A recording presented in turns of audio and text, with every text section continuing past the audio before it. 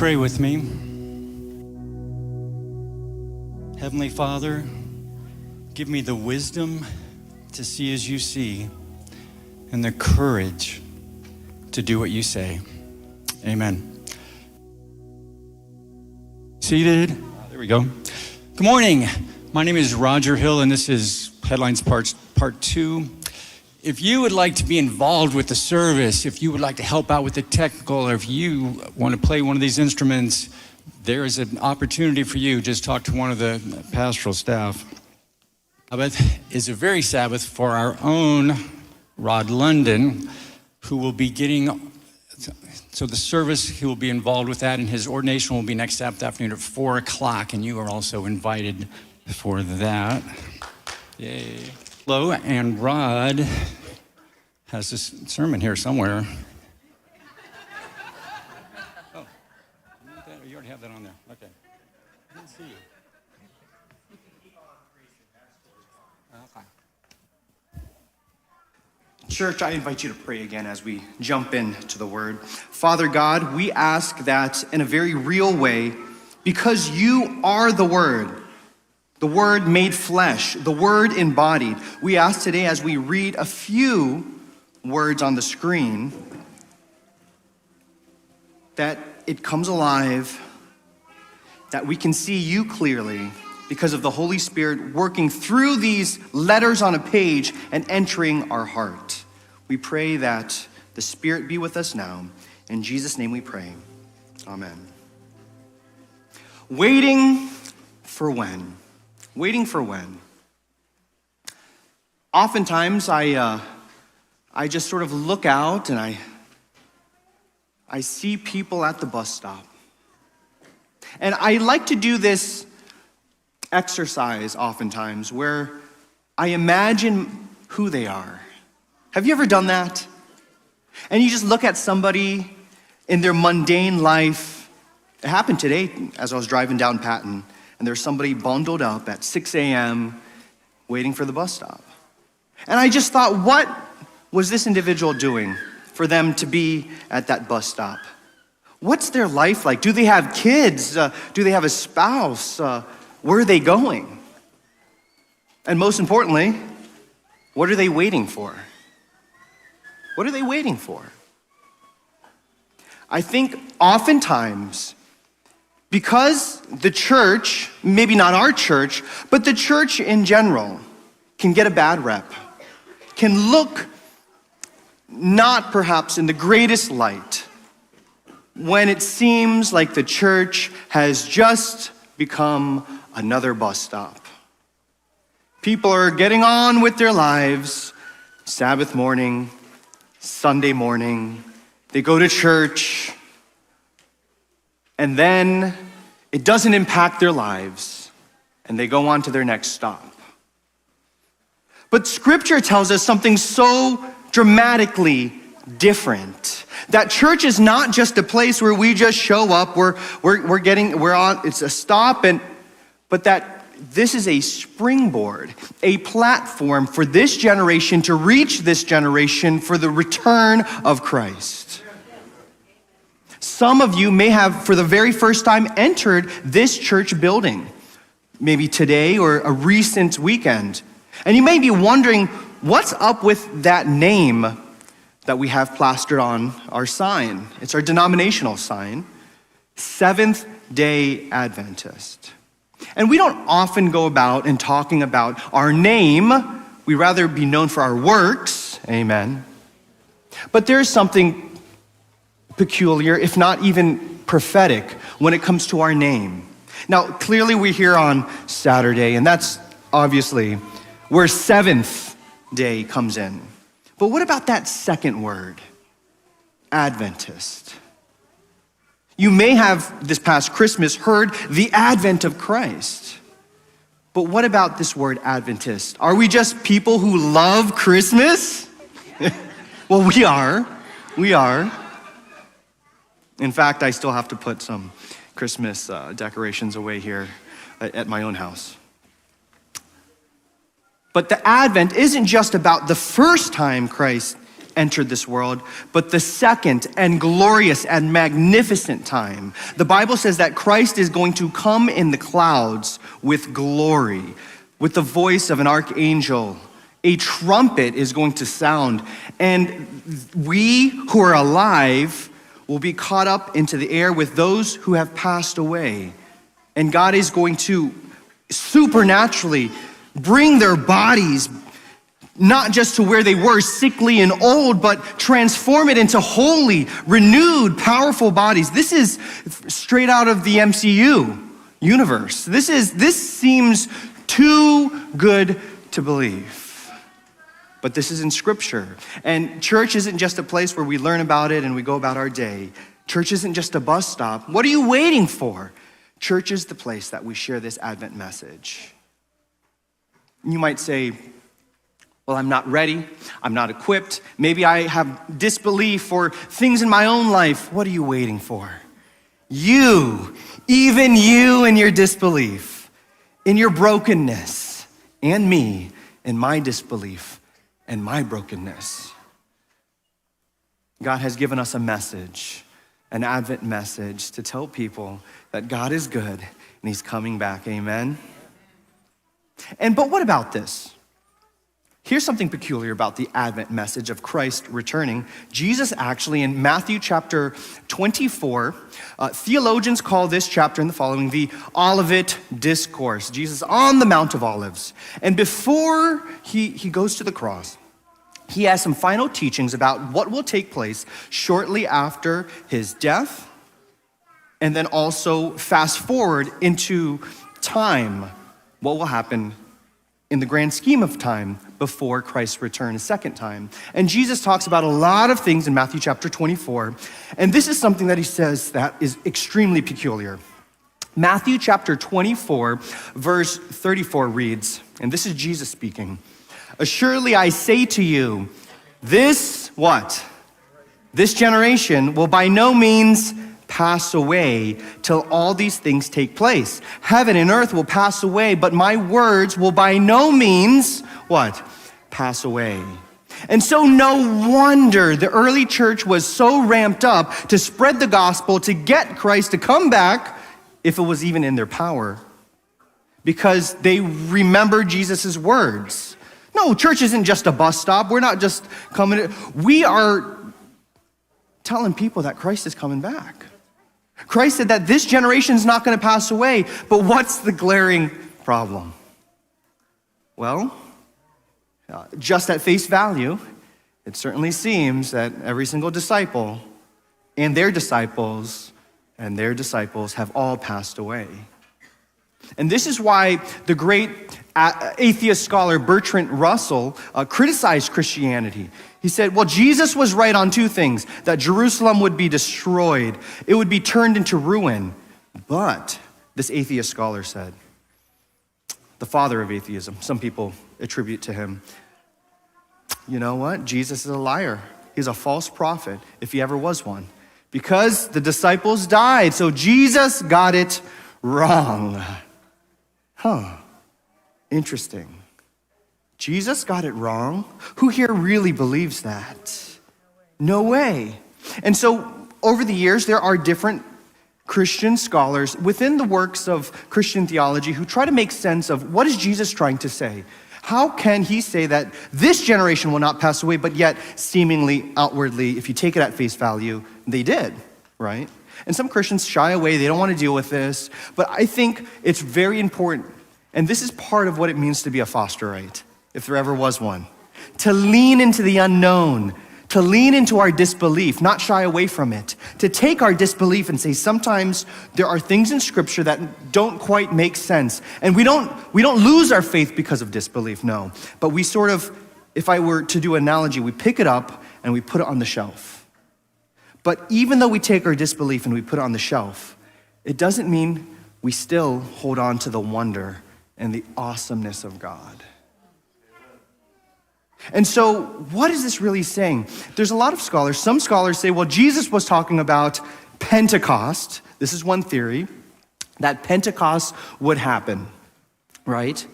The second theory was that, well, This generation's lived to see Pentecost, and that was the coming of the kingdom, the return of the Holy Spirit in full force.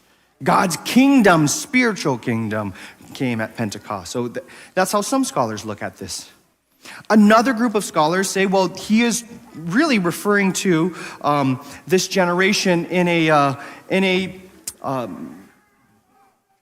metaphorical sense. Because Jesus oftentimes would say to the wicked, oh, you wicked generation. And so this is basically saying that there will be God-fearers on earth at all times. This generation, in terms of legacy. And I sort of lean into this camp. What is Jesus really talking about? He's saying that this generation that doesn't treat the church like a bus stop, but treats the church like a springboard for action, for motivation, for service, for acts of kindness. A church that says we're gathering 1 day a week, but we're meeting 7 days a week. A church that says we're not just here to learn, we're here to grow. We want to make sure that what we're putting in our heads is actually going to our hearts. That we're not learning about the God who can change us, but from the inside out, we're dramatically being transformed into his image, partaking the divine nature of God. If we don't do that, what are we really doing? And so what I call this, and what I phrase this as, is legacy. As a young father, for those who don't know, I have 5 kids. As a young father, my eldest is 5.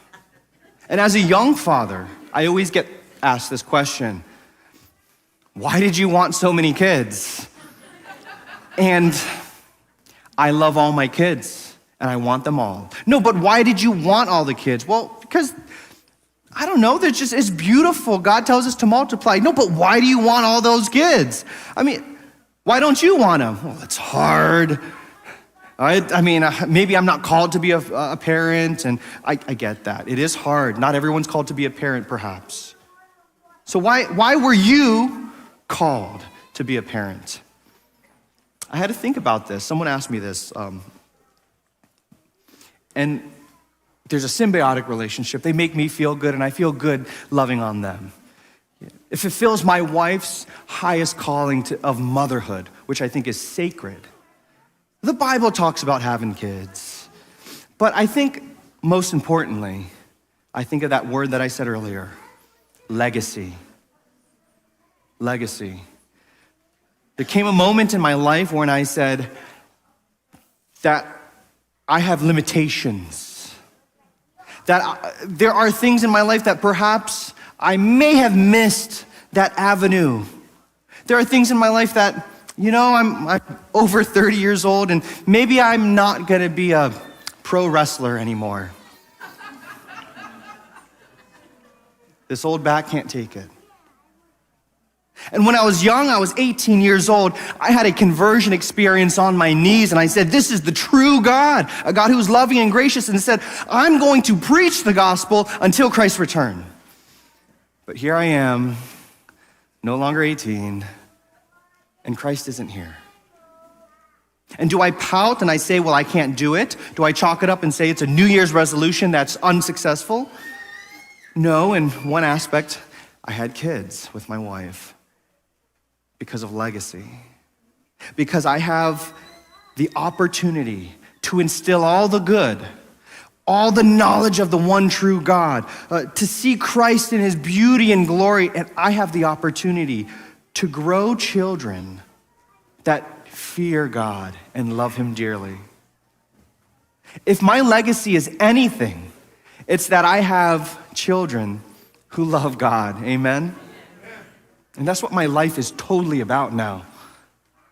And you might say, well, what about us? You guys are my spiritual children too, amen? And my legacy, and church, what is your legacy? Our legacy has to be about giving the next generation the reins, helping the next generation see what we saw when we were 18 years old, helping the next generation see the one true God that is returning to this earth. Jesus said this generation's not gonna pass away. Well, guess what? We're still here. But guess what? We're still here. There are still people among us who love God and fear God, and despite the distractions in the world, despite how unpopular and uncool and sort of, out of style it is to be at church, there are people here today who said, you know what? I don't know how this is gonna make a difference in my life, but I'm gonna come. I'm gonna fellowship, and I wanna know about God. And let me tell you, the Spirit of God's gonna dwell in your heart, and you're gonna be changed forever. What is our spiritual legacy? There's 3 ways that I like to usually break this down very easily. The first is we have to define what is legacy. What is your legacy? What is your spiritual legacy? As a church, corporately, we have a legacy that we're living into. Love God, love people, serve both. Love God, love people, serve both. This is our legacy, if there ever was one. Hey, that church vanished off the map. It's no longer there. Oh, the one off of Hendersonville Road. Yeah, it's gone. A tornado swept it up. Oh, no. They were the most loving people and always served the community. Will people know if we are gone, or are we just another bus stop? Number 2, after defining your legacy, you have to give yourself small, attainable, achievable goals. We need to make small wins. A series of small wins makes big wins. I'm not gonna say what team I was rooting for, but we were watching Sunday football and I was in a group chat with guys, and the whole time we said, stop throwing the ball. Just run. We don't need you to fail at 20 yards. Just get 3 yards, please. Right? Football isn't won by touchdowns, it's won by first downs. Anyway. Small attainable goals. What is our church? What are some small attainable goals? Let me give you 3. Number 1, I want everyone to be involved. I want to see God work in your life in a way that we can say, I recognize it, we all recognize it, and we want to support you. Classes, school, fellowship, whatever we can to help and synergize with the divine in your life. God is already doing something. It's not about us, but how can we help God do what he's already doing in your life? Number 2 is we need fellowship. This is the year, and I've sort of said this in an echo chamber at staff meeting. I've said this again and again. 2025 is the year of small groups, and we're starting out slowly, but we want people to be involved in fellowship in small groups. And lastly, we want people to give their hearts fully to God. If people are fellowshipping and making small behavioral changes and winning small goals in their life, but if they're not accepting the life, the death, and the resurrected Christ, if they're not saying, I don't get it, I have a lot of disbelief, but I'm putting that disbelief on a shelf and soaking in the wonder. I'm holding on to what I know to be true about Scripture, and I'm gonna give my life to Christ. That's why we exist, ultimately, for people to be changed inside out for the Spirit. What is our legacy? I want to end with this verse. Foster, what is your spiritual legacy? This is Acts chapter 13, verses 36.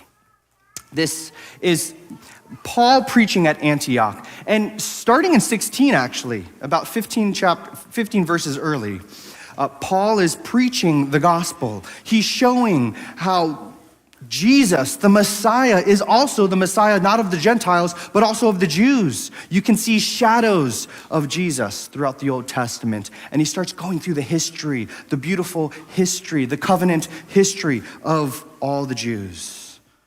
And finally, he gets to David, a name that everyone without a shadow of a doubt would recognize. David was the person that they embodied. After all, they were all David's legacy.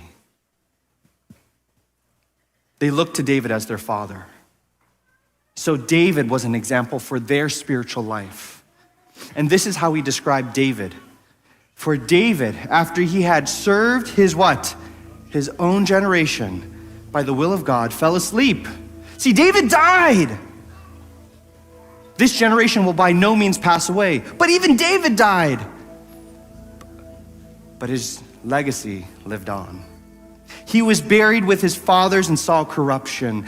But the scriptures say that one day there's going to be a Messiah who knew no sin, who was never corrupted, who took and bore our sins, who said, it doesn't matter where you've been, but enter the kingdom of God today. Accept him into your heart. God, I'm wrestling with disbelief. Put it on a shelf for now. But look to the cross and the resurrected Savior and the wonder of God.